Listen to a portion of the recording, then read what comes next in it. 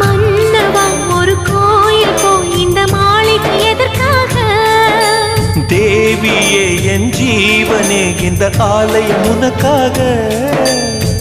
வானில் ஒரு புயல் மழை வந்தால் அழகே என்னை எங்கனம் காப்பாய். கண்ணே உன்னை என் கண்ணில் வைத்து இமைகள் எனும் கதவுகள் அடைப்பேன். சத்தியமாகுமா?